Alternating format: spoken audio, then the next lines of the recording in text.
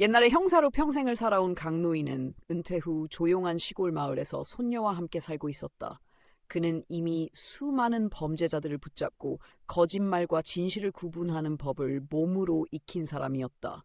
그러나 은퇴 후에는 그 모든 날카로운 직감과 경험을 내려놓고 평범한 할아버지로 살고자 했다. 매일 아침 그는 손녀 유나와 함께 학교에 가기 전 식탁에 앉아 따뜻한 밥을 먹고 저녁에는 텃밭에서 상추를 따며 소박한 행복을 누렸다. 하지만 그 평화로운 일상 속에서도 강노인의 눈빛은 여전히 예리했다. 형사로서 수십 년간 단련된 감각은 결코 쉽게 사라지지 않았다. 그는 사람들의 표정, 말투, 작은 습관 하나에도 숨겨진 무언가를 감지하곤 했다. 그리고 언젠가부터 손녀 유나의 작은 행동들이 그의 마음을 흔들기 시작했다. 유나는 또래 아이들과 달리 글보다는 그림으로 자신의 하루를 기록하곤 했다. 학교 숙제로 쓰는 일기도 항상 그림이 먼저였다. 연필과 색연필을 손에 쥐고 유나는 아빠와 엄마 그리고 자신을 색색으로 그려 넣었다. 보통 아이들의 그림 일기는 귀엽고 천진난만해야 했지만 유나의 그림 속에는 설명하기 힘든 어둠이 배어 있었다. 어느 날 강노인은 우연히 유나의 그림 일기를 펼쳐보게 되었다. 그날은 유나가 학교에 가고 난 뒤 방에 두고 간 공책이 식탁 위에 놓여 있었다. 호기심 반, 사랑스러운 마음 반으로 그는 그 공책을 열었다. 그런데 첫 장을 보는 순간 가슴 한쪽이 서늘해졌다. 그림 속에는 웃고 있는 가족의 모습이 아니라 아빠가 얼굴을 붉히며 무언가를 크게 소리치는 장면이 담겨 있었다. 옆에는 엄마가 눈물을 흘리며 벽에 기대 앉아 있었다. 바닥에는 깨진 벽 모양이 그려져 있었고 그 옆에 빨간색 크레파스로 칠해진 선들이 흩뿌려져 있었다. 이게 뭐지? 강노인의 눈빛이 순간 날카로워졌다. 형사로서 수많은 사건 현장을 보아온 그는 아이의 그림 속에 담긴 상징이 결코 단순한 상상이 아님을 직감했다. 며칠 뒤 또 다른 그림에서 그는 더욱 확신을 가졌다. 이번에는 유나 자신이 이불 속에 몸을 웅크리고 있는 장면이었다. 밖에서는 커다란 그림자가 손을 들어 무언가를 내리치는 모습이 그려져 있었다. 작은 아이의 손에서 이런 장면이 나왔다는 건 우연이 아니었다. 강노인은 그날 밤 잠을 이루지 못했다. 딸 지원은 언제나 괜찮다, 아무 일 없다고 말했지만 유나의 그림 일기는 다른 이야기를 하고 있었다. 형사로 살아온 본능이 그에게 속삭였다. 무언가 잘못되고 있다. 집안에서 범죄가 벌어지고 있다. 그는 다음 날 딸의 표정을 유심히 관찰했다. 지원의 팔에 희미한 멍이 보였고 그녀는 긴 소매로 급히 감추려 했다. 순간 강노인의 속에서 분노가 치밀었지만 그는 성급하게 움직이지 않았다. 오히려 형사로서 했던 방식대로 차분히 사실을 확인하기로 했다. 며칠 동안 그는 집 안팎을 관찰했고 사위 태수의 행동에도 주목했다. 태수는 밖에서는 완벽한 가장처럼 보였지만 집에 들어오면 차가운 눈빛과 거친 말투를 감추지 못했다. 술에 취한 날이면 그의 목소리는 온 집안을 울렸다. 강노인은 자신이 다시 형사로 돌아가야 한다는 것을 느꼈다. 은퇴했다고 해서 정의를 외면할 수는 없었다. 더구나 이번 사건의 피해자는 다름 아닌 그의 사랑하는 딸과 손녀였다. 그날 이후 그는 유나의 그림 일기를 꼼꼼히 기록하기 시작했다. 날짜를 확인하고 그림 속 단서들을 하나하나 해석하며 마치 사건 기록부를 작성하듯 정리했다. 그리고 점점 두려운 결론에 다가가고 있었다. 태수는 가족을 학대하고 있다. 강노인은 오래전 형사 시절 아이들의 증언이 얼마나 중요한 단서가 될 수 있는지 수없이 경험했다. 그러나 동시에 아이들은 두려움 때문에 진실을 숨기기도 한다는 것을 잘 알았다. 그렇기에 그는 손녀 유나의 그림을 단순한 상상으로 치부하지 않았다. 오히려 그것은 두려움 속에서 유나가 할 수 있는 유일한 증언이라 생각했다. 밤이 깊어갈수록 그의 마음은 무거워졌다. 거실 불을 꺼두고 창가에 앉아 담배를 피우지도 못한 채 그는 조용히 그림 일기를 떠올렸다. 아이가 그린 빨간 선들, 쓰러져 울고 있는 지원의 모습, 그리고 괴물처럼 그려진 아버지의 형상. 모든 것이 현실을 비추는 거울 같았다. 다음 날 아침 그는 일부러 유나와 대화를 시도했다. 유나야, 어제 그림 일기 잘 봤어. 우리 유나는 그림을 참 잘 그리는구나. 아이의 눈이 동그랗게 커졌다. 그리고 잠시 머뭇거리더니 작은 목소리로 대답했다. 할아버지, 아무한테도 말하면 안 돼요. 아빠가 화낼 거예요. 순간 강노인의 가슴이 철렁 내려앉았다. 아이의 떨리는 목소리와 두려운 눈빛은 거짓이 아니었다. 그는 부드럽게 손녀의 손을 잡았다. 괜찮아, 유나야. 할아버지는 너를 지켜줄 거야. 아무도 널 다치게 못해. 그러나 아이는 끝내 더 이상 말하지 않았다. 오히려 책가방을 꼭 움켜쥐고 방으로 달려가 버렸다. 그 뒷모습을 보며 강노인은 결심했다. 더 이상 기다릴 수 없다. 증거를 확보해야 한다. 그날 밤 태수가 늦게 들어온 시간. 강노인은 일부러 거실에서 책을 읽는 척하며 그를 지켜보았다. 술에 취해 휘청거리며 들어온 태수는 신발도 제대로 벗지 않고 큰 소리로 지원을 불렀다. 지원아, 물 좀 가져와. 지원은 서둘러 물컵을 가져왔지만 태수는 그 물을 한 모금 마시더니 탁자에 내던졌다. 컵이 넘어지며 물이 바닥에 흘렀다. 이게 뭐야? 이렇게 맛도 없는 물을. 순간 강노인의 주먹이 움켜쥐어졌다. 그러나 참고 상황을 지켜봤다. 지원은 아무 말 없이 걸레를 가져와 물을 닦았고 태수는 그 모습을 보며 비웃듯 소파에 앉았다. 강노인은 자신이 해야 할 일을 분명히 알았다. 형사 시절 사용하던 소형 녹음기를 꺼내 주머니에 넣었다. 그리고 기회가 올 때마다 그들의 대화를 기록하기 시작했다. 며칠 후 유나의 그림 일기에 또 다른 장면이 나타났다. 이번에는 밤이라는 글자가 조그맣게 쓰여 있었고 그 옆에는 검은 방 안에서 엄마가 쓰러져 있는 그림이 있었다. 그림 속 유나는 이불을 뒤집어 쓰고 울고 있었다. 그림 가장자리는 까만 크레파스로 덮여 있었고 마치 아이가 두려움을 삼키며 그린 듯 손떨림이 그대로 드러나 있었다. 그날 밤 강노인은 일부러 창문을 살짝 열어두었다. 혹시나 외부에서 들려오는 소리를 더 잘 듣기 위해서였다. 자정 무렵 예상대로 큰 소리가 집어려 퍼졌다. 태수의 고함, 지원의 울음소리, 그리고 무언가 부서지는 소리. 강노인은 문을 열고 들어가고 싶은 충동을 억눌렀다. 만약 지금 끼어든다면 태수는 경계심을 더 강하게 가질 것이고 증거를 잡기 어려워진다. 그는 오히려 조용히 녹음기의 전원을 확인하며 차갑게 결심했다. 오늘 밤부터 이 집은 범죄 현장이다. 나는 다시 형사로 돌아온다. 다음 날 아침 지원의 얼굴에는 또렷한 멍자국이 남아 있었다. 그러나 그녀는 여전히 웃음을 지으며 말했다. 아버지, 별일 아니에요. 어제 제가 좀 실수해서. 지원아. 강노인의 목소리가 단호해졌다. 내가 아무리 숨기려 해도 다 보인다. 나를 속이지 마라. 순간 지원의 눈가가 흔들렸지만 이내 고개를 숙이며 아무 말도 하지 않았다. 그날 저녁 강노인은 경찰서에 있는 옛 동료에게 전화를 걸었다. 그는 은퇴했지만 여전히 몇몇 후배들과 연락을 이어오고 있었다. 지금 공식적으로 신고할 수 있는 상황은 아니네. 하지만 증거를 확보하면 바로 도와줄 수 있겠나? 후배는 잠시 망설였지만 곧 힘주어 대답했다. 선배님, 그동안 저에게 얼마나 많은 걸 가르쳐 주셨습니까? 확실한 증거만 있다면 바로 움직이겠습니다. 그 말을 들은 강노인은 마음을 다잡았다. 이제 물러설 길은 없었다. 그날 밤 유나가 방 안에서 또다시 그림을 그리는 소리가 들렸다. 색연필이 종이를 긁는 소리가 유난히 거칠었다. 강노인은 조용히 문틈으로 아이를 바라보았다. 작은 어깨가 떨리고 있었고 눈가에는 눈물이 맺혀 있었다. 아이는 무언가를 급히 지우고 다시 덧칠하며 마치 SOS 신호를 보내듯 그림 속에 절규를 담고 있었다. 강노인의 눈앞에 번개처럼 과거 사건들이 스쳐갔다. 아이의 증언을 무시했다가 돌이킬 수 없는 결과를 맞았던 피해자들. 그 기억이 그를 더욱 굳건하게 만들었다. 그는 속으로 다짐했다. 태수, 넌 이제 끝이다. 내가 내 죄를 밝히고 우리 손녀와 딸을 지켜내겠다. 강노인은 그날부터 본격적으로 움직이기 시작했다. 그는 은퇴했지만 여전히 경찰처럼 행동했다. 작은 수첩을 꺼내 날짜와 시간, 그리고 태수의 행동을 기록했다. 또 유나의 그림일기에서 나온 장면과 실제 사건이 일치하는지 대조하기 시작했다. 첫 기록은 7월 14일 밤 11시.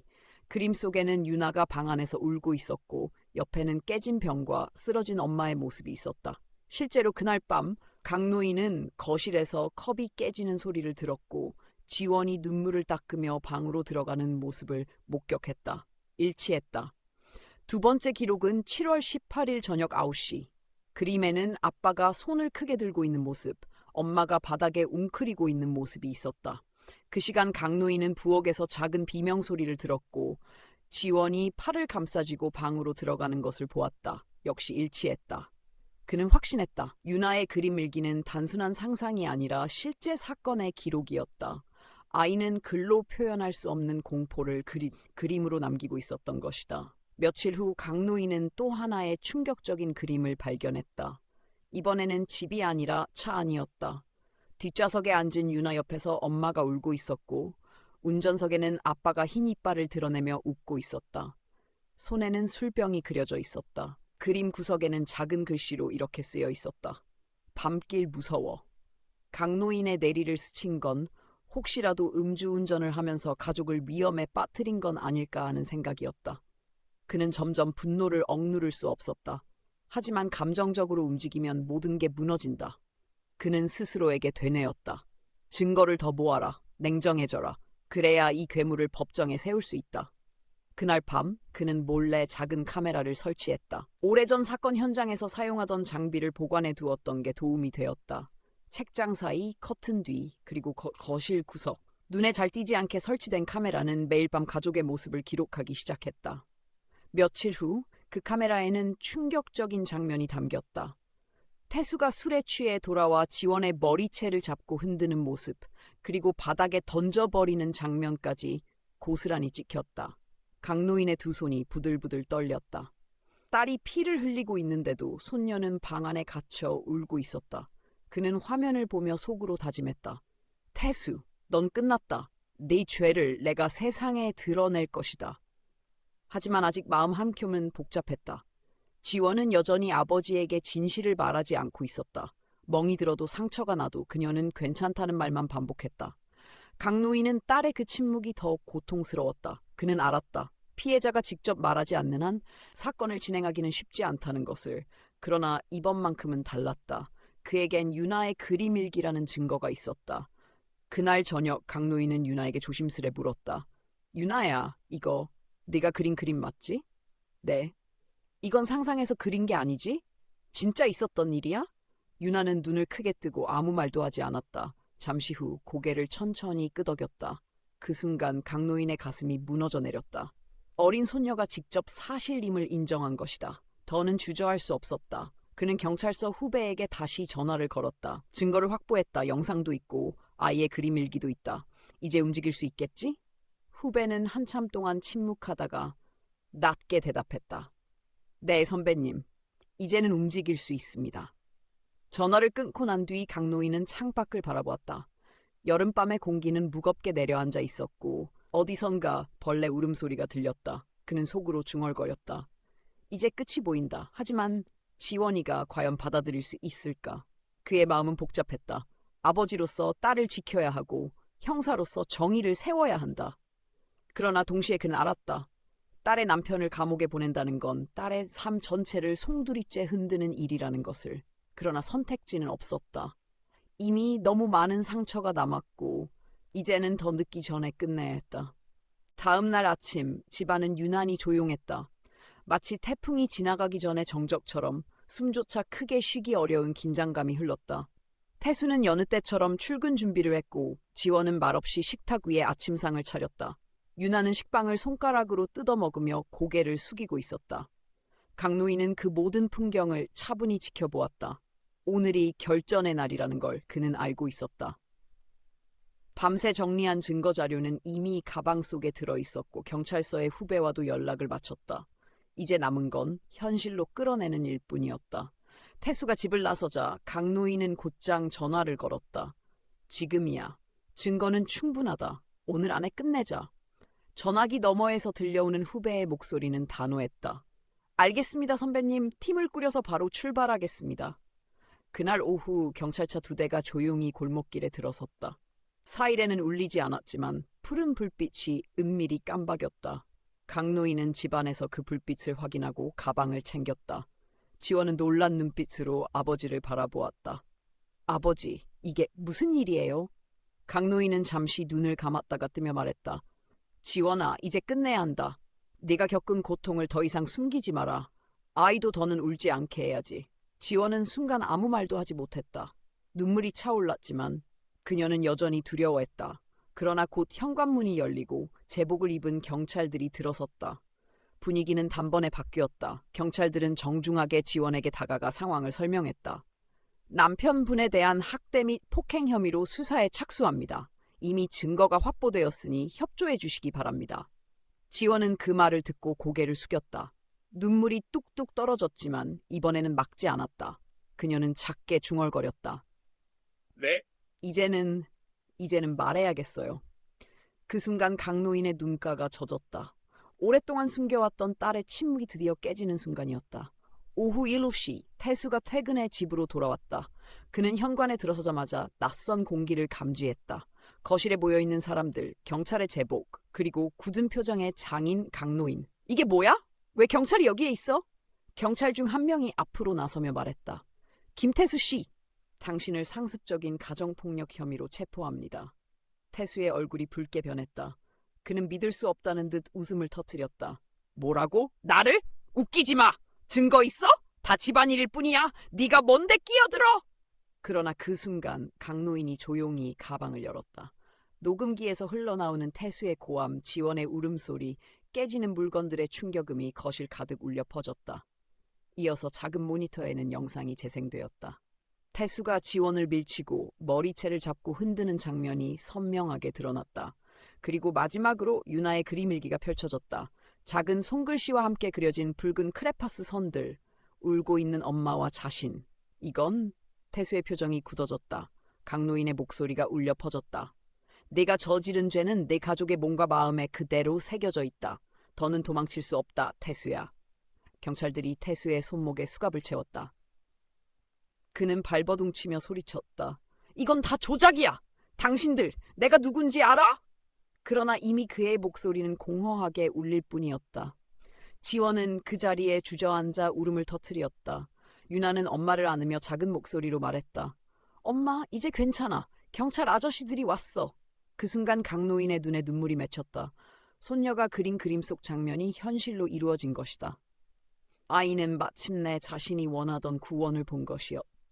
경찰차 안은 무겁게 가라앉아 있었다.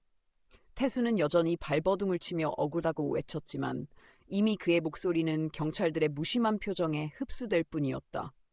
유리창 밖으로 보이는 거리는 평소와 다르지 않았지만 그의 인생은 이미 돌이킬 수 없는 길로 접어들고 있었다.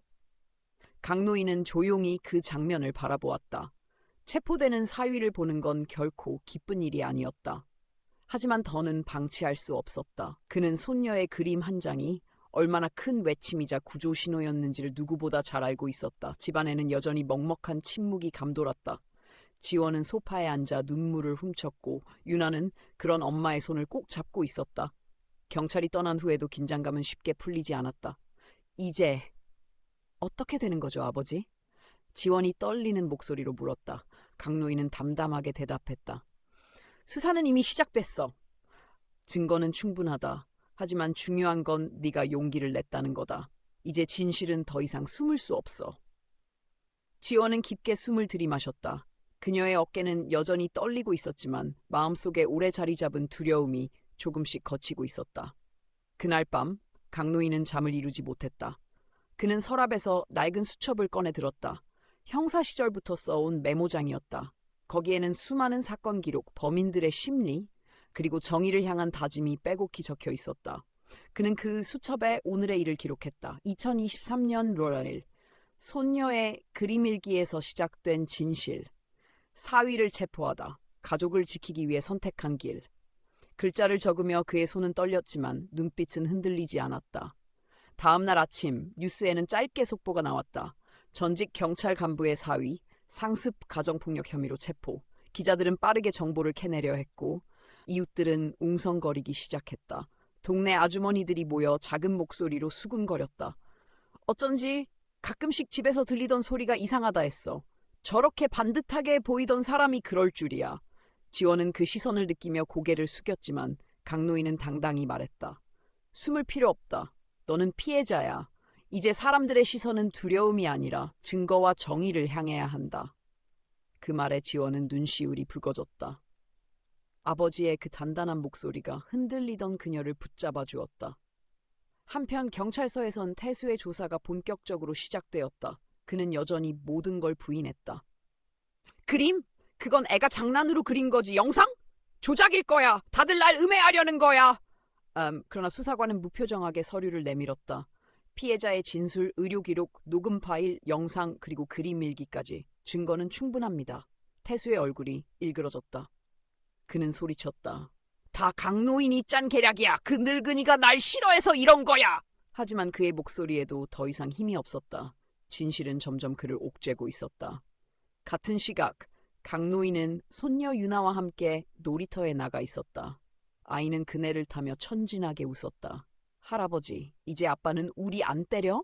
강노인은 그 말에 가슴이 철렁 내려앉았다. 그는 그네를 밀어주며 조용히 대답했다. 그래. 이제는 아무도 너와 엄마를 때리지 않아. 너는 안전해. 유나는 해맑게 웃었지만 그 웃음 속에는 아이답지 않은 깊은 안도감이 묻어 있었다. 그 모습을 본 강노인은 더욱 굳게 다짐했다. 어떤 대가를 치르더라도 이 아이와 딸을 지켜내겠다. 며칠 후 검찰로 사건이 송치되었다.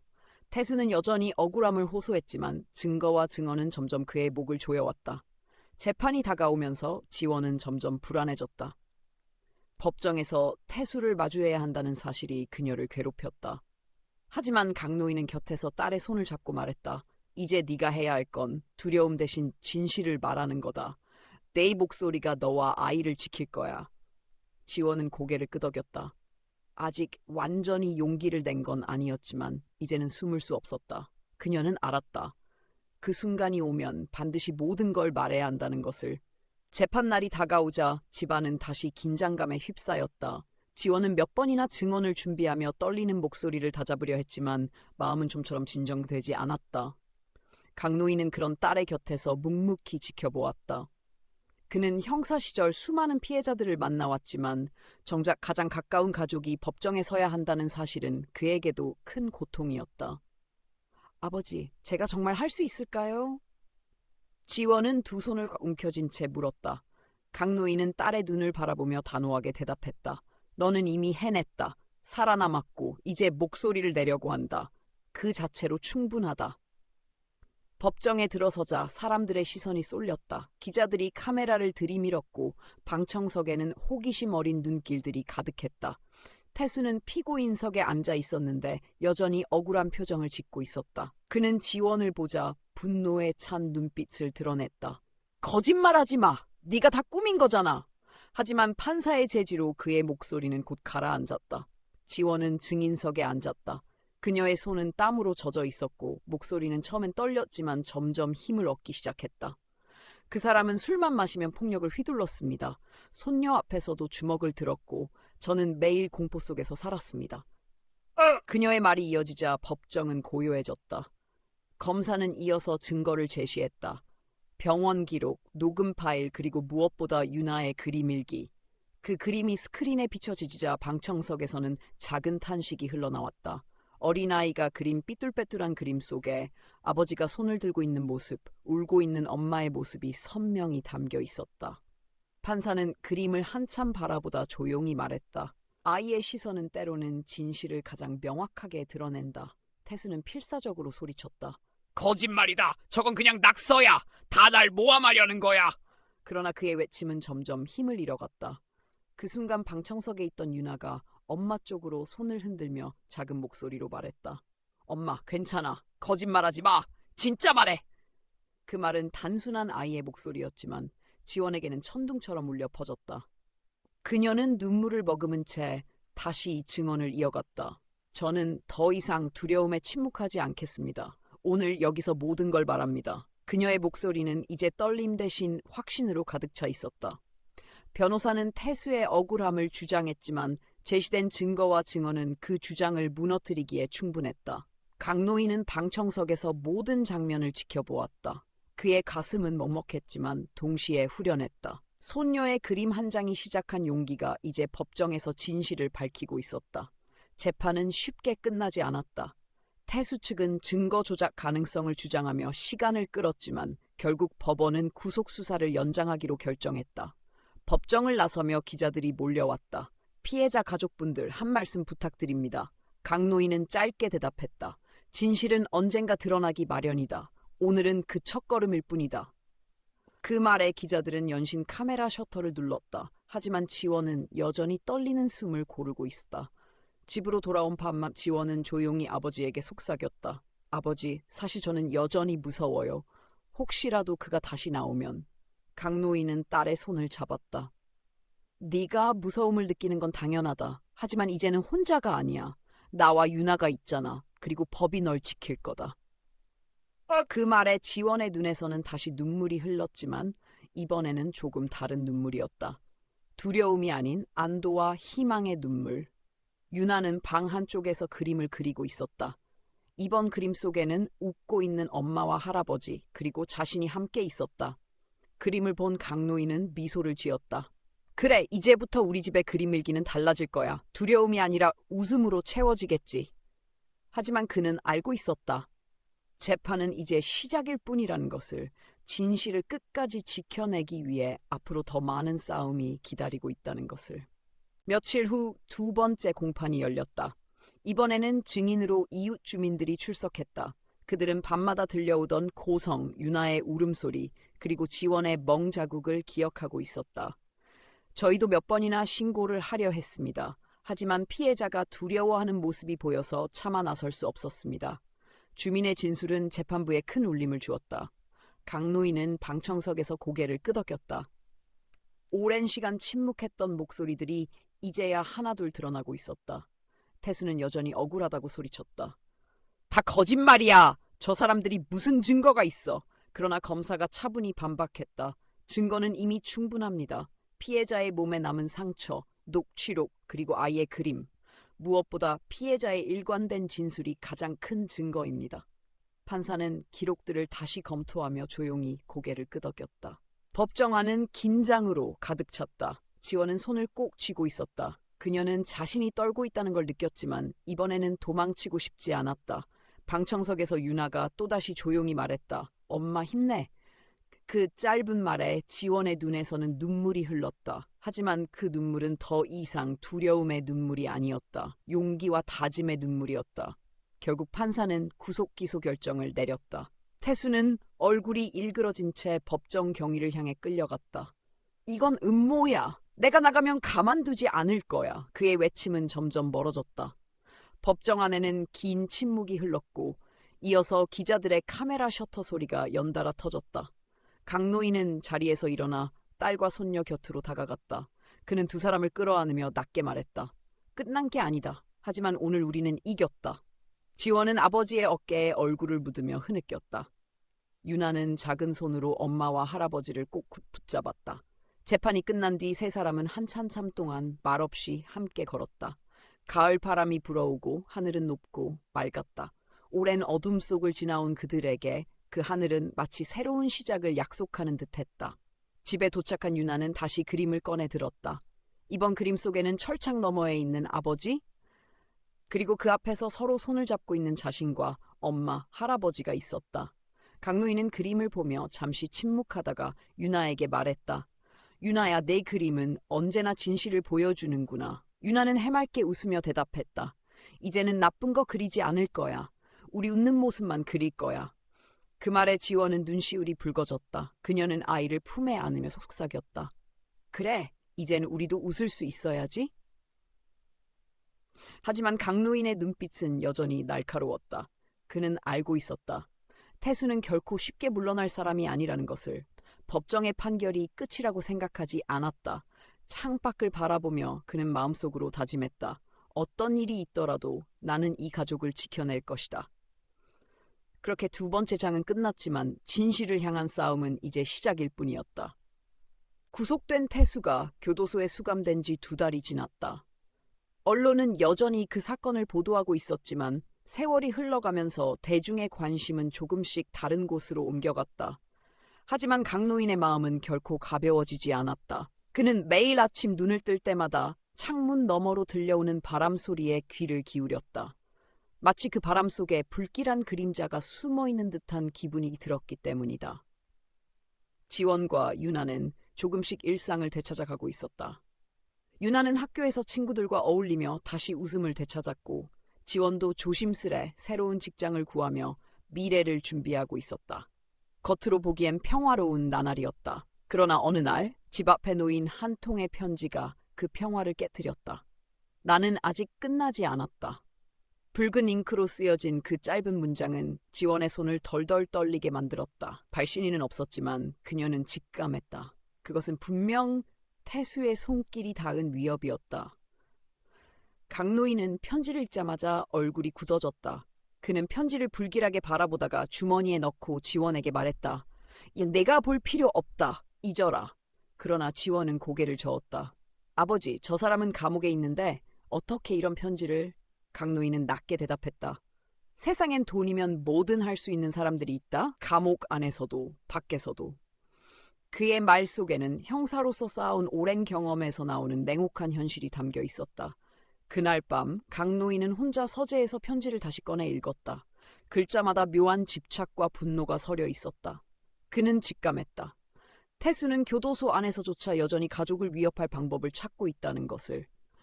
며칠 후 이상한 일들이 벌어지기 시작했다. 집 앞에 낯선 차량이 며칠째 서 있었고 지원이 다니는 직장 근처에서도 모르는 남자가 자주 눈에 띄었다. 처음엔 우연이라 생각했지만 반복될수록 불안감은 짙어졌다. 어느 날 저녁 지원은 귀가하던 길에 그 남자와 마주쳤다. 그는 의미심장한 미소를 지으며 이렇게 말했다. 태수 씨가 안부 전해달랍니다. 지원의 온몸은 얼어붙었다. 그 말은 곧 태수가 여전히 밖과 연결되어 있다는 의미였다. 집으로 돌아온 그녀는 눈물을 흘리며 아버지에게 사실을 털어놓았다. 강노인은 잠시 침묵하다가 결연하게 말했다. 좋다. 그렇다면 나도 옛 방식을 써야겠군. 그는 서랍 깊숙이 넣어둔 낡은 수첩을 꺼냈다. 형사 시절 그가 범죄 조직과 싸우며 모아둔 기록들이었다. 수첩 속에는 이름, 장소, 연락처가 빼곡히 적혀 있었다. 강노인은 펜으로 한 사람의 이름을 짚으며 중얼거렸다. 네가 아직 그곳에 있는지 모르겠군. 하지만 이번엔 네 도움이 필요하다.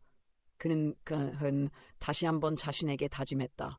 어떤 어둠이 우리를 덮쳐와도 나는 절대 물러서지 않을 것이다. 창밖에는 초승달이 떠 있었다. 그 달빛 아래 그림자는 점점 더 짙어지고 있었다. 강노인은 며칠 동안 잠을 이루지 못했다. 낮에는 태연한 척 가족 앞에서 평소처럼 행동했지만 밤마다 그의 머릿속은 수많은 의문과 불안으로 가득 차 있었다. 태수가 교도소 안에서 어떻게 여전히 사람들을 조종할 수 있는가? 그리고 그가 보내는 위협의 목적은 단순한 공포심 조장이 아니라 분명히 더 큰 무언가를 준비하고 있다는 확신이 들었다. 그는 오래전 연락을 끊었던 정보원을 찾기 위해 기록을 뒤졌다. 전화번호는 이미 바뀌었을지도 몰랐지만 다행히 한 사람은 여전히 같은 번호를 쓰고 있었다. 오랜만이군, 강 형사. 전화기 너머의 거친 목소리는 여전히 낮았다. 이제 형사가 아니지. 강노인은 짧게 대답했다. 그래도 당신은 여전히 형사 같아. 나한테 전화를 했다는 건 뭔가 일이 있다는 거잖아? 강노인은 잠시 망설이다가 사실을 털어놓았다. 태수가 감옥 안에서도 외부를 조종하며 위협을 가하고 있다는 것, 가족이 불안에 떨고 있다는 것, 그리고 그 배후를 파헤쳐야 한다는 것. 상대는 잠시 침묵하다가 낮게 웃었다. 역시 태수. 그 자식은 쉽게 포기할 놈이 아니지. 당신 말대로라면 교도소 안에서 뭔가 손을 쓰고 있는 게 분명해. 내가 필요한 건 정보다. 그 놈이 누구와 연결돼 있는지, 누가 그를 도와 움직이고 있는지. 좋아. 하지만 당신도 알잖아. 공짜는 없어. 강노인은 오래된 습관처럼 주머니에서 담배를 꺼내려다 멈췄다. 금연을 한 지 오래였지만 그 순간만큼은 심장이 옛 시절로 되돌아간 듯 뛰고 있었다. 대가가 뭐든 이번엔 상관없다. 내 가족을 지켜야 하니까. 그 대화 이후 강노인은 며칠 동안 조심스레 주변을 살폈다. 그가 의뢰한 정보원은 곧 움직였고 그 대가로 돈과 또 다른 부탁을 요구했다. 강노인은 모든 위험을 감수할 수밖에 없었다. 한편 지원은 여전히 두려움 속에 지냈다. 출근길에 낯선 발걸음 소리만 들려도 가슴이 덜컥 내려앉았고 유나가 학교에서 늦게 오면 불안이 폭발했다. 유나는 아무것도 모른 채 엄마, 오늘 왜 이렇게 무서운 얼굴이야? 하고 묻곤 했다. 그럴 때마다 지원은 억지로 미소를 지으며 딸을 안아주었다. 며칠 뒤 강노인은 충격적인 소식을 들었다. 태수가 교도소 안에서 일부 교도관을 매수했다더군. 그 한마디는 모든 상황을 설명해 주었다. 돈과 인맥으로 태수는 감옥 안에서도 편지를 보내고 바깥의 조직원들과 연결할 수 있었던 것이다. 강노인은 분노로 손을 움켜쥐었다. 하지만 동시에 더 큰 두려움이 엄습했다. 만약 태수가 단순히 협박을 넘어서 실제로 가족을 해치려 한다면? 그날 밤 강노인은 집안 모든 창문과 문을 점검했다. 서재의 책장 뒤에 숨겨둔 낡은 권총을 꺼내 손에 쥐었다. 퇴직할 때 반납했어야 했지만 그는 일부러 그 총을 간직해왔다. 손에 차가운 금속의 무게가 실리자 그의 마음속에서는 오랜만에 형사로서의 본능이 되살아났다. 다시 돌아올 줄은 몰랐지. 하지만 이번만큼은 끝을 보겠다. 다음 날 그는 지원에게 태연하게 말했다. 며칠 동안 내 출퇴근은 내가 직접 데려다 주겠다. 유나도 내가 학교까지 데려다 줄 거다. 지원은 불안한 눈빛으로 아버지를 바라봤다. 아버지 설마 무슨 일이 있는 거죠? 강노인은 단호히 말했다. 너희는 신경 쓸 필요 없다. 아버지가 다 막을 거다. 그러나 지원은 그 말이 오히려 더 무겁게 느껴졌다. 그녀는 아버지의 어깨에 드리운 그림자를 보았다. 그것은 단순히 나이 든 남자의 그림자가 아니라 다시 싸움터로 돌아가려는 전사의 그림자였다. 며칠 뒤 강노인은 오랜만에 낯선 차 한 대가 집 앞에 서 있는 것을 발견했다. 검은 세단은 유난히 반짝였고 창문은 짙은 색으로 가려져 안이 전혀 보이지 않았다. 그는 본능적으로 그 차가 단순한 행인이 아니라는 것을 느꼈다. 몇 분간 지켜보다가 다가가자 차는 서둘러 골목을 빠져나갔다. 그 순간 그의 가슴속 불길은 확신으로 변했다.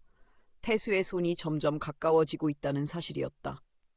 강노인은 곧장 정보원에게 전화를 걸었다. 확실히 무언가 움직이고 있어. 이번엔 내 눈으로도 봤다. 정보원은 낮게 한숨을 내쉬었다. 내가 알기로는 태수가 교도소 안에서 특정 조직과 연결을 시도하고 있어. 단순한 위협이 아니라 그가 나가면 곧바로 움직일 수 있는 기반을 다지고 있다는 거지. 조직? 강노인의 목소리가 차갑게 떨렸다. 그래, 교도소 밖에 있는 놈들이 그를 위해 준비하고 있어. 그리고 이미 내 가족이 표적이 됐을 수도 있어. 강노인은 전화를 끊고 서재에 앉아 한참 동안 움직이지 못했다.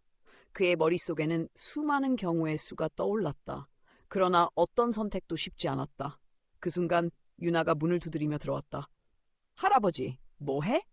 강노인은 급히 총을 서랍에 넣고 억지 미소를 지었다. 아무것도 아니란다, 유나야. 숙제 다 했니? 유나는 고개를 끄덕이며 다가와 할아버지 무릎에 앉았다. 할아버지, 나 있지. 그림 일기 오늘도 썼어. 그 말에 강노인의 손이 순간적으로 굳었다. 과거의 그날 모든 진실이 드러났던 그림 일기가 떠올랐기 때문이다. 이번엔 뭐라고 썼어? 유나는 해맑게 웃으며 말했다. 오늘 엄마가 무서워했어. 집 앞에 이상한 차가 있었거든. 그래서 엄마가 창문으로 자꾸 내다봤어. 나도 무서웠어. 강노인은 얼굴이 굳어졌다. 손녀의 그림일기가 다시 현실을 비추고 있었다. 어린아이의 눈에도 위험이 느껴지고 있는 것이다. 그날 밤 그는 지원과 긴 대화를 나눴다. 지원아, 이제 숨길 수 없을 것 같다. 태수가 여전히 우리를 노리고 있다. 지원은 고개를 떨구며 눈가를 훔쳤다. 아버지, 우리는 언제까지 이렇게 살아야 하나요? 유나는 아직 어린데. 강노인은 딸의 손을 꼭 잡았다. 걱정 마라. 아버지가 끝낼 거다. 이번엔 반드시. 그러나 그 말은 단순한 위로가 아니었다. 그는 이미 결심을 굳혔다. 태수를 다시는 움직이지 못하게 만들 방법을 찾겠다고. 며칠 뒤 강노인은 교도소를 찾았다. 면회를 신청하자 교도관은 잠시 당황스러운 표정을 지었지만 곧 자리를 마련해 주었다. 철창 너머에 앉은 태수는 여전히 뻔뻔한 미소를 짓고 있었다. 이런 곳까지 와주다니 영광이군요, 장인어른. 강노인의 눈빛은 차갑게 빛났다. 내가 아무리 발버둥쳐도 이번엔 끝이다. 내 손으로 반드시 막겠다. 태수는 낮게 웃었다. 끝? 그렇게 쉽게 끝낼 수 있을 것 같습니까? 당신이 아무리 노력해도 이미 수레바퀴는 굴러가기 싫었어요. 나는 이곳에 있어도 상관없습니다. 밖에서 이미 모든 게 준비되고 있으니까. 강노인의 손이 철창 위에 얹혔다. 그의 주먹은 떨리고 있었지만 눈빛은 흔들리지 않았다. 만약 내 가족에게 손끝 하나라도 닿는다면 그땐 내가 다시 형사로 돌아가서라도 널 끝장낼 거다. 태수는 조용히 미소를 지으며 속삭였다. 그럼 한번 지켜보시죠. 누가 먼저 무너지는지. 면회가 끝나고 돌아오는 길 강노인의 머릿속에는 단 한 가지 생각만 맴돌았다. 놈이 움직이기 전에 내가 먼저 끝내야 한다. 하지만 그는 알고 있었다. 이 싸움은 단순히 개인의 힘으로는 끝내기 어렵다는 것을. 그래서 그는 마지막 카드 경찰 시절 함께했던 동료에게 연락하기로 마음먹었다. 강노인은 오래된 수첩을 꺼내들었다. 경찰 시절 함께 생사를 넘나들던 동료들의 연락처가 빼곡히 적혀 있었다. 그 중에서도 가장 믿을 수 있는 인물, 박 형사를 떠올렸다. 전화를 걸자 낮게 잠긴 목소리가 들려왔다. 오랜만이군. 무슨 일이지? 강노인은 망설임 없이 말했다. 내 도움이 필요하다. 태수가 아직 끝나지 않았다. 잠시 정적이 흐른 뒤 박 형사의 한숨 섞인 대답이 이어졌다. 역시 그럴 줄 알았다. 내가 듣기로도 밖에서 움직임이 심상치 않다고 하더군. 어디서 만나자. 며칠 뒤 두 사람은 조용한 카페 구석에서 마주 앉았다. 세월이 흘러도 서로의 눈빛은 예전과 다르지 않았다. 강노인은 태수가 교도소 안팎에서 벌이고 있는 일들을 털어놓았다. 그리고 가족이 위험에 처해 있다는 사실을 강조했다. 박 형사는 진지하게 고개를 끄덕였다. 좋아, 우리 예전처럼 움직이자. 증거를 모으고 놈의 손발을 잘라버려야지. 아직도 정의는 살아있다는 걸 보여주자고. 그날 이후 강노인과 박 형사는 비밀리에 정보를 수집하기 시작했다. 조직의 움직임, 교도소와 연결된 인물들, 그리고 태수의 은밀한 지시까지 하나씩 퍼즐처럼 맞춰갔다. 하지만 시간이 지날수록 강노인은 점점 더 불안해졌다. 그가 움직일수록 태수 또한 자신을 주시하고 있다는 느낌이 강해졌기 때문이다. 어느 날 밤 집 근처 공원 벤치 위에서 낯선 종이봉투가 발견되었다. 안에는 사진 몇 장이 들어있었다. 사진 속에는 지원과 유나가 학교 앞을 걸어가는 모습, 장을 보고 집에 들어가는 장면이 담겨 있었다. 강노인의 손이 떨렸다. 사진은 분명 메시지였다. 우리가 너를 지켜보고 있다. 그는 곧장 박 형사에게 사진을 보여주었다. 박 형사의 얼굴이 굳어졌다. 이건 단순한 협박이 아니다. 놈들이 이미 너희 집 주변을 장악했다는 의미야. 늦기 전에 움직여야 해. 그 순간 강노인의 머릿속에는 단 하나의 결심만 남았다. 놈이 날 지켜보고 있듯이 나도 놈을 지켜볼 거다. 이번엔 끝장을 낼 거야. 그렇게 그는 다시 총을 꺼내 손에 쥐었다. 손바닥이 땀으로 젖어 있었지만 그의 눈빛은 단호했다. 과거 형사로서의 본능이 다시 깨어나고 있었다. 그날 밤 유나는 또다시 그림 일기를 썼다. 오늘 할아버지가 무서운 얼굴을 하고 있었어. 예전처럼 웃지 않았어. 나는 그런 할아버지가 낯설고 조금 슬펐어. 강노인은 손녀의 글을 읽고 잠시 눈을 감았다. 가족을 지키려는 마음과 피로 얼룩진 정의의 길 사이에서 갈등했다. 하지만 결국 선택은 하나뿐이었다. 유나야, 미안하다. 하지만 할아버지는 반드시 널 지켜낼 거야. 그는 조용히 속삭였다. 그리고 그 순간 어둠 속에서 또 다른 그림자가 그들의 집을 지켜보고 있었다. 강노인은 창문 밖을 바라보며 오래전 기억 속으로 빠져들었다. 어둠 속의 도살인 그림자가 현재의 일이기도 했지만 동시에 그가 과거에 쫓아왔던 범죄자들과 너무도 닮아 있었다. 경찰 시절 그는 수많은 사건을 담당했다. 살인, 강도, 조직폭력. 그러나 그 중에서도 잊을 수 없는 사건이 하나 있었다. 그 사건은 바로 태수와도 깊은 연관이 있었다. 몇십 년 전 강노인은 아직 젊은 형사였다.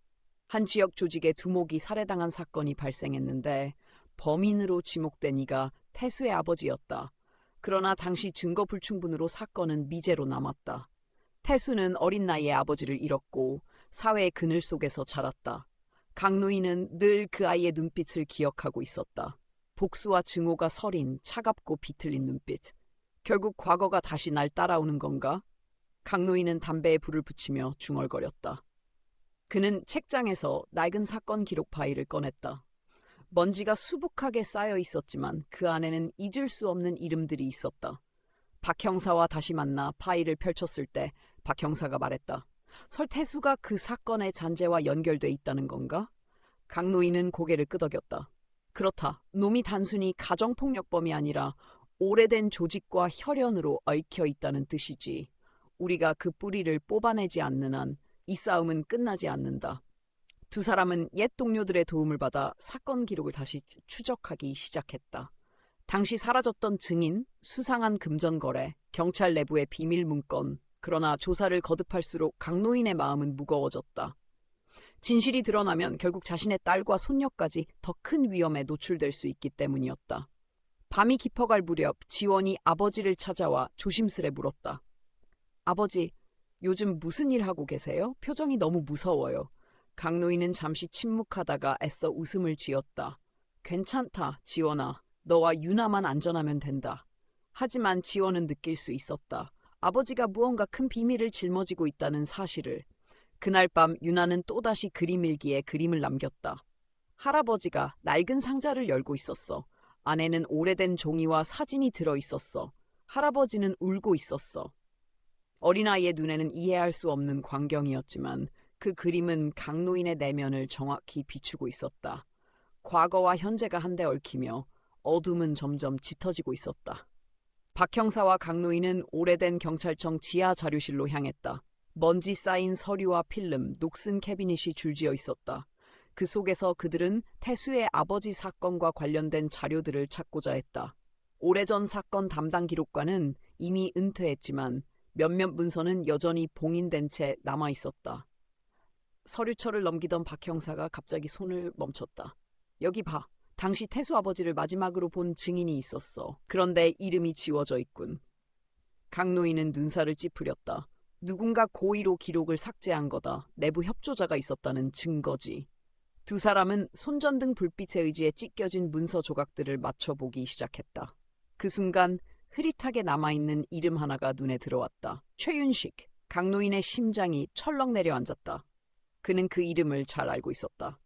과거 조직의 회계 담당자였으며 사건 직후 행방불명된 인물이었다. 놈이 아직 살아있다면 모든 비밀을 알고 있을 거다. 박 형사의 말에 강노인은 고개를 끄덕였다. 그러나 동시에 걱정이 몰려왔다. 만약 태수도 최윤식을 찾고 있다면 이는 시간과의 싸움이 될 터였다. 그날 밤 강노인은 집으로 돌아와 방 안에서 오래된 노트 한 권을 펼쳤다. 젊은 시절 현장에서 적어둔 메모와 증거 스케치들이 빼곡히 적혀 있었다. 그 안에는 그가 당시 놓쳐버린 단서들이 숨어 있었다. 메모 속에는 이런 구절이 남아 있었다. 어린아이의 눈빛, 복수심, 언젠가 불씨가 다시 타오를 것이다. 그 문장을 읽는 순간 강노인의 눈앞에 태수의 얼굴이 겹쳐졌다. 과거의 그림자가 현재로 이어지고 있음을 뼈저리게 느꼈다. 다음 날 강노인과 박 형사는 은밀히 움직였다. 당시 사건과 얽힌 조직원들을 찾아 나섰다. 대부분은 세월이 흘러 사라졌거나 조용히 숨어 살고 있었다. 하지만 그들의 입에서 공통적으로 흘러나온 이름은 하나였다. 최윤식. 놈은 모든 걸 알고 있었어. 하지만 그 이후 완전히 자취를 감췄지. 실마리가 조금씩 잡히자 강노인의 가슴은 조급해졌다. 동시에 그의 가족에 대한 불안은 더 커졌다. 집으로 돌아오면 늘 지원은 그를 걱정스러운 눈빛으로 바라보았고 유나는 그림 일기를 통해 간접적으로 그의 마음을 비췄다. 그날 유나는 이렇게 적었다. 할아버지가 다시 옛날 사진을 보고 있었어. 웃는 얼굴이 하나도 없었어. 검은 옷을 입은 사람들이 그 옆에 서 있었어. 그림 속 사람들의 형체는 뚜렷하지 않았지만 강노인은 직감했다. 그것은 과거 자신이 쫓던 범죄자들의 모습이었고 동시에 지금 다시 마주해야 할 현실이었다. 유나야! 네가 보는 세상이 나보다 더 진실에 가깝구나. 강노인은 손녀의 머리를 쓰다듬으며 속으로 다짐했다. 이제는 과거의 그림자를 끝내야 한다. 그렇지 않으면 이 어둠은 대물림되어 유나의 세상까지 집어삼킬 것이다. 강노인과 박 형사는 점점 좁혀지는 단서를 따라 도시 외곽으로 향했다. 오래된 항구 근처 이미 사람들의 발길이 끊긴 창고가 그들의 목적지였다. 거기서 최윤식이 마지막으로 목격되었다는 소문이 돌았다. 창고 문은 녹슬어 있었고 내부는 어둠에 잠겨 있었다. 손전등 불빛에 비친 공간에는 먼지 낀 상자들과 낡은 가구들이 어지럽게 놓여 있었다. 그러나 곧 그들은 벽 한쪽에 숨겨진 작은 문을 발견했다. 이 안에 뭔가 있다. 박 형사가 낮은 목소리로 말했다. 강노인은 손을 떨며 문을 열었다. 안쪽은 오래된 서류와 테이프가 가득한 은신처였다. 그리고 그 한가운데 낡은 가죽 가방이 있었다. 가방 안에는 현금 다발과 함께 조직의 비밀 장부가 들어 있었다. 장부에는 수많은 이름과 거래 기록이 적혀 있었고 그 안에는 경찰 내부의 현금 명단도 포함되어 있었다. 강노인의 눈은 점점 커졌다. 이럴 수가, 우리 내부에도 배신자가 있었다니. 하만 더 충격적인 것은 마지막 페이지였다. 차태수 후계자 순간 강노인의 심장은 멈출 듯 뛰었다. 태수가 단순히 피해자나 방관자가 아니라 이미 오래전부터 이 어둠의 후계자로 지목되어 있었다는 사실이 드러난 것이다. 놈은 태생부터 이 길을 걸을 수밖에 없었던 건가. 강노인은 숨이 막히는 듯 중얼거렸다. 그때 갑자기 창고 밖에서 인기척이 들렸다. 누군가 그들을 미행해 온 것이었다. 두 사람은 서둘러 문을 닫고 그림자 속에 몸을 숨겼다. 철컥철컥 발걸음 소리가 가까워졌다. 창고 안으로 들어온 인물은 검은 마스크를 쓴 남자였다. 그는 휴대폰으로 누군가와 통화하며 말했다. 네, 찾았습니다. 장부는 아직 여기 있습니다. 곧 회수하겠습니다. 강노인과 박 형사는 서로 눈빛을 교환했다. 들키면 끝이었다. 순간 박 형사가 몸을 날려 남자의 팔을 꺾고 휴대폰을 빼앗았다. 짧은 몸싸움 끝에 남자는 제압되었다. 휴대폰 화면에는 발신자의 이름이 떠 있었다. 차태수. 모든 퍼즐이 맞춰지기 시작했다. 태수는 단순히 과거의 그림자에 쫓기는 자가 아니라 스스로 그 어둠의 중심에 들어가고 있었던 것이다. 강누인의 손은 떨리고 있었다. 그는 오래전 태수의 아버지를 의심하면서도 증거 불충분으로 풀어주었던 자신의 과오를 떠올렸다. 그 결과가 지금의 비극을 만든 것은 아닐까. 집으로 돌아온 강누인은 깊은 고민에 잠겼다. 지원과 유나를 어떻게 지켜야 할지, 그리고 태수를 어떻게 막아야 할지. 그날 밤 유나는 다시 그림을 그렸다. 커다란 검은 그림자가 집 쪽으로 걸어오고 있었어. 엄마는 울고 있었고 할아버지는 칼을 들고 있었어. 그림 속 풍경은 마치 미래를 예언하듯 생생했다. 강노인은 그 그림을 보며 차가운 한기를 느꼈다. 이제 과거의 추적은 단순한 수사가 아니었다. 그것은 그의 가족의 생존이 걸린 싸움이었고 동시에 한 인간으로서의 죄책감을 마주하는 길이었다. 강노인은 장부와 증거를 손에 쥔 채 깊은 고뇌에 빠졌다. 태수가 이미 조직의 후계자로 낙인 찍혀 있다는 사실은 그를 더욱 무겁게 짓눌렀다. 그러나 그는 결심했다. 더 이상 망설일 수는 없었다. 박 형사와 함께 경찰청에 신뢰할 만한 후배를 찾아가 증거를 전달하려 했지만 도중에 정체 모를 세력의 방해가 이어졌다. 차량 추격, 협박 전화, 그리고 누군가 집 근처를 맴도는 수상한 그림자까지. 지원은 점점 불안해졌다. 아버지, 솔직히 말씀해 주세요. 우리 집에 무슨 일이 벌어지고 있는 거예요? 강노인은 눈을 감았다 뜨며 대답했다. 지원아, 널 지키려는 게 내 전부다. 하지만 이제 네가 알아야 할 때가 온 것 같다. 그는 조심스럽게 과거 사건과 태수의 가계, 그리고 현재 드러난 장부의 내용을 털어놓았다. 지원은 충격의 말을 잇지 못했다. 남편이 단순한 가정폭력범이 아니라 오래된 범죄 조직의 피와 운명을 이어받은 존재라는 사실을 믿을 수 없었다. 그날 밤 유나는 또다시 일기를 그렸다. 집 앞에 많은 경찰차가 있었어. 엄마는 나를 꼭 안고 있었고 할아버지는 어디론가 나가고 있었어. 하늘은 빨갛게 물들어 있었어. 그림 속 풍경은 아직 일어나지 않은 사건을 암시하듯 불길했다. 강노인은 그 그림을 보고 결심했다. 내가 직접 끝내야 한다. 그는 홀로 태수의 은신처로 향했다. 도시 변두리, 어두운 지하 도박장으로 이어지는 통로였다. 박 형사의 만류에도 불구하고 그는 고집을 꺾지 않았다. 어둠 속에서 마주한 태수는 웃고 있었다. 드디어 왔군요, 장인어른. 오래 기다렸습니다. 태수의 눈빛에는 더 이상 인간적인 온기가 남아있지 않았다. 그는 아버지의 길을 거부하지 않았고 오히려 기꺼이 그 어둠을 자신의 운명으로 받아들인 듯 보였다. 당신이 내 아버지를 파멸시킨 순간부터 이건 예정된 일이었어요. 강노인은 권총을 꺼내 들었지만 손이 떨렸다. 그는 경찰이었고 동시에 한 가문의 가장이었다. 사위를 체포해야 하는 상황은 그 어떤 사건보다 잔혹했다. 그때 태수의 부하들이 몰려들었다. 격렬한 싸움이 벌어졌다. 총성이 울리고 어둠 속에서 비명이 뒤섞였다. 강노인은 가까스로 빠져나왔지만 몸 곳곳이 상처투성이었다. 그는 마지막 힘을 다해 경찰청에 증거를 넘겼고 동시에 딸과 손녀에게 연락을 남겼. 너희는 절대 집을 떠나지 마라. 내가 반드시 돌아가겠다. 하지만 그의 목소리에는 자신조차 믿지 못하는 불안이 묻어 있었다. 그리고 그날 새벽 유나는 또 하나의 그림을 남겼다.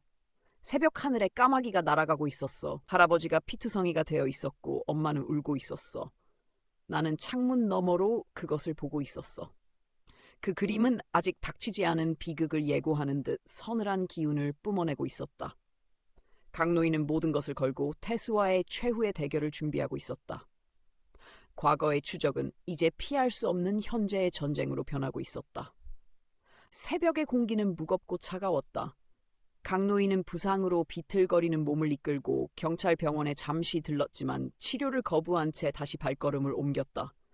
그는 알았다. 지금 멈춘다면 태수는 결코 잡히지 않을 것이라는 사실을. 경찰청 내부에서도 긴급 작전이 수립되고 있었다. 그러나 강노인은 믿지 못했다. 경찰 내부에 이미 조직과 연결된 자들이 숨어 있다는 것을 그는 오랜 경험으로 직감하고 있었다. 박 형사가 그의 앞을 가로막았다.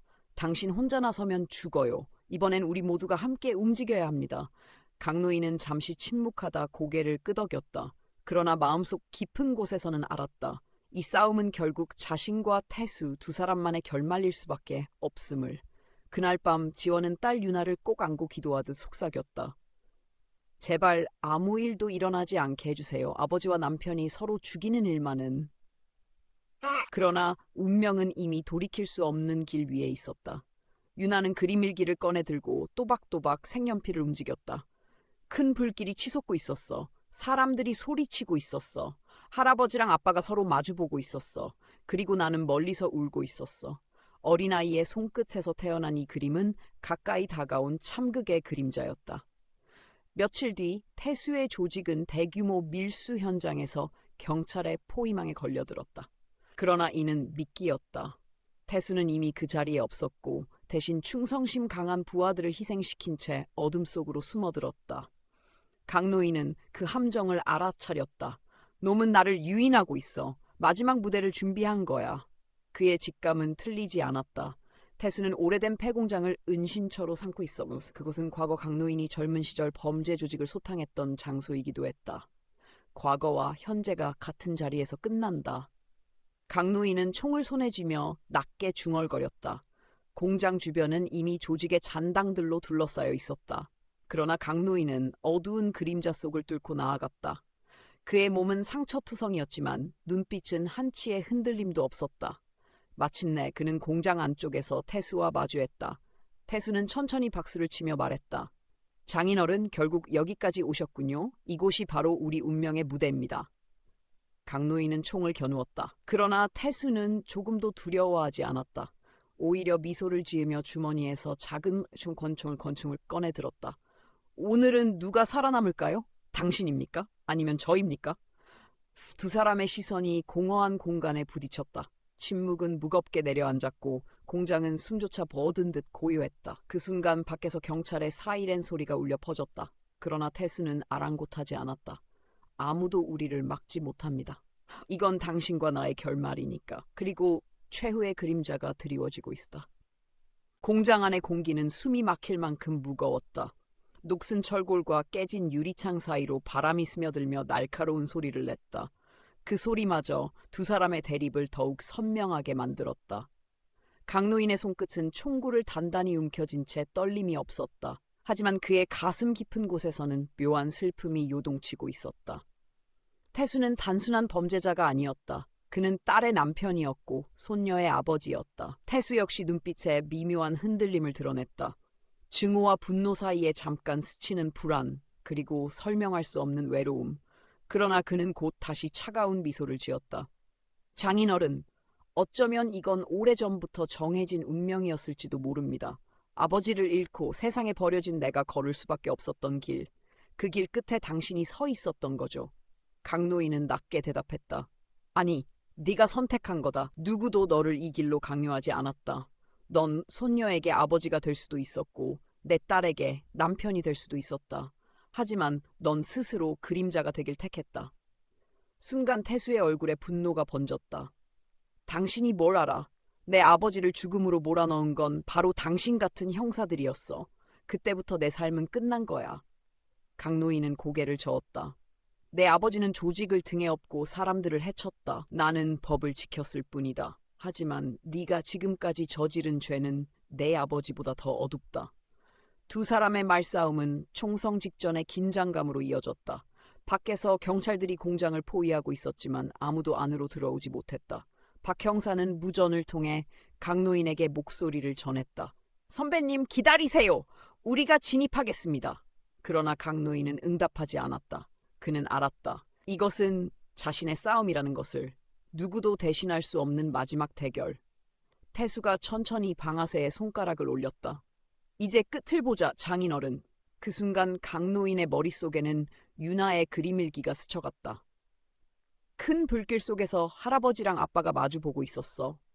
아이의 예언 같은 그림이 바로 이 순간을 가리키고 있음을 그는 깨달았다. 강노인은 방아쇠를 당기지 못한 채 깊은 숨을 내쉬었다. 대신 낮은 목소리로 말했다. 태수야? 아직 늦지 않았다. 무기를 내려놔라. 그러나 태수는 비웃었다. 늦지 않았다? 나에겐 이미 돌아갈 집이 없어. 내가 가진 건 오직 이 총과 피뿐이야.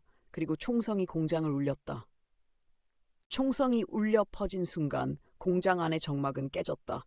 불빛 없는 공간에서 섬광이 번쩍이며 쇳조각들이 튀어올랐다.